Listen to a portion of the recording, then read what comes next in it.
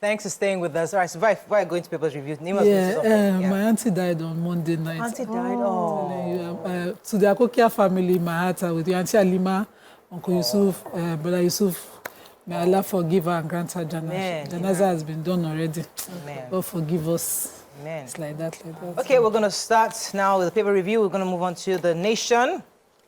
Customs impounds guns, drones, others at MMIA, that's Muhammad National Airport. Dogara, federal lawmakers not earning jumbo pay.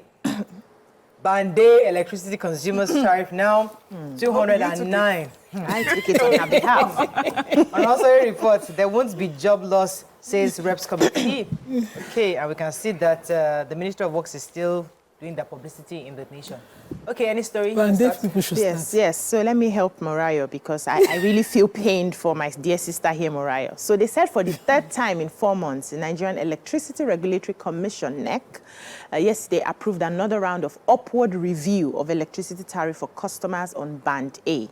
They said the new tariff became effective on Monday and is now 209 Naira 50 kobo per kilowatt, which was upward from 206 Naira 80 kobo per kilowatt.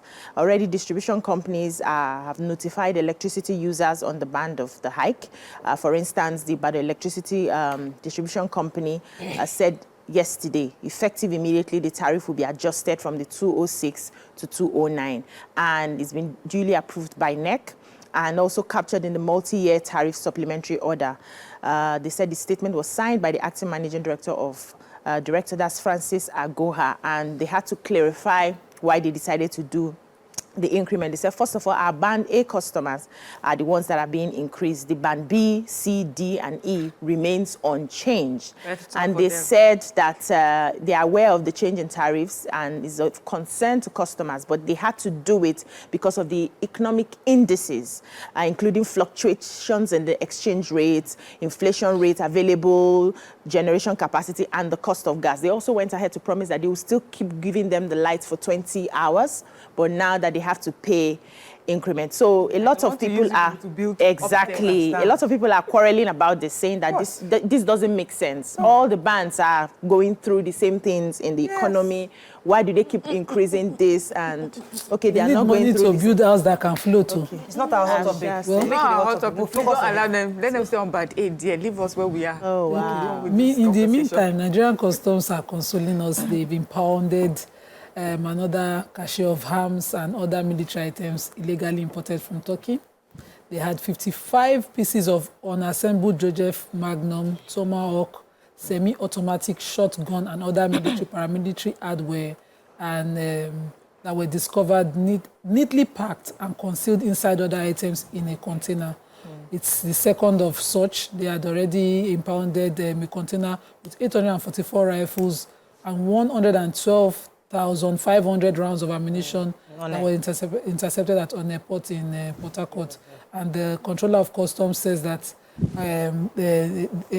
collaborative work led to in June, collaborative work led to the impounding of more of such items. They have about 148 pieces of drones, 172 pieces of ballistic vests, 1 piece of ballistic helmet, 8 pieces of walkie-talkies, 9,172 pieces of military and paramilitary badges. Other items also include 20 pieces of camouflage uniform. So when you see a military attack, you just might not be them. 100 pieces of camouflage vest, 172 pieces of camouflage caps, and 120 pieces of binoculars. Plenty like that, but they've handed everything to the coordinator of the National Centre for Control of Small Arms and Light Weapons under the office of the NSA. Also, the one suspect was arrested, and that suspect has been handed over to that office as well for debriefing, further investigation, further processing. It's just, So I have the former House of Reps Speaker, Yakubu Dogara, yesterday at their legislative open week. So this is organized by the House of Reps to mark the end of his first legislative year and the commencement of his second year. So Dogara yesterday said that, he was trying to bring our attention to how much it is that they earn, our perception and their own reality. He said that when he was Speaker, his monthly salary was less than 400,000 Naira.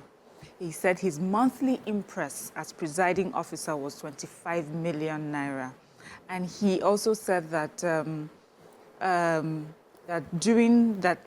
what he also used that money for, that he put that money straight into an account, and that money went to constituents for their needs and for their demands. He says he even has an accountant who was always lamenting that the demand on this account is too much. He says, well, wherever you get money, get loan. As long as these demands come, make sure that you see to those demands and then you pay back as the money comes in. And he said that, so a lot of people just think that they're flush with cash. Very nice. And that it's giving people a bad impression of them, that they will even go to like public fora and then people were calling them thieves and all sorts of things because they think that money is just falling on them. He says while he was there, this was the amount they were getting and this is how they spend their money. But it's also talking to Nigerians. Stop putting too much demands on these legislators. They don't have that kind of money that you think 25 million monthly. Plus all the privileges. You say you don't have that kind of. They don't have that. It does not. They don't have that sort of money that you think that they have. They have it. So let us look at. That's the Nigerian. They have his no matter what you anyway. See. Anyways, let me take my own story before we wrap up. The House of Representatives yesterday promised that there will be no job loss as they merged many of the government agencies, and that's when the sorry report. So if you recall, there was the approval where they have agreed to implement the Onsoye report of 2012, and part of which is to merge agencies that are duplicating efforts. So yesterday, the chairman of the committee set up to review the recommendations, Ibrahim Isiaka, said that they're only going to be saving costs. They're not going to be job losses. So they will merge some egencies, but they retain most of the staff. According to him, the world is evolving, and it's crucial that our government agencies, our commissions are structured in a way that enables them to deliver their mandates effectively and efficiently.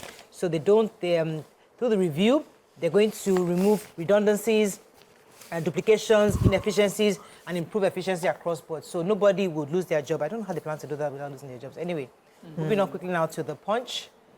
10-hour rainfall, businesses grounded, house collapse as flood overtakes Lagos. National Assembly scores federal government low on budget implementation. $1.5 billion oil sector divestment deals completed, says federal government. Customs intercept 1.6 billion naira military wares, rifles from Turkey. Father, son remanded for allegedly stealing 75 million naira from Lagos firm. Senate probes $4 billion refineries prepares hazardous diesel import. And Southeast leaders step up moves to free Nnamdi Kanu. Let's take one story for the break. Human interest. So this father and son, 31-year-old Babatunde Ishola and his father, Bayo Ishola, have been remanded in a correctional facility in Kirikiri. Also, they were charged at the Yaba Magistrates Court for stealing 75 million naira belonging to a Lotto company. But the charge reads that they registered this Lotto company between 2020 and 2023, and they conspired among themselves with several others now at large to steal from the company 75 million naira. I'm wondering how, I wanted details, but that's what the charge reads. Let's go on a short break. When we come back, we continue with our review. Stay with us. We'll be right back.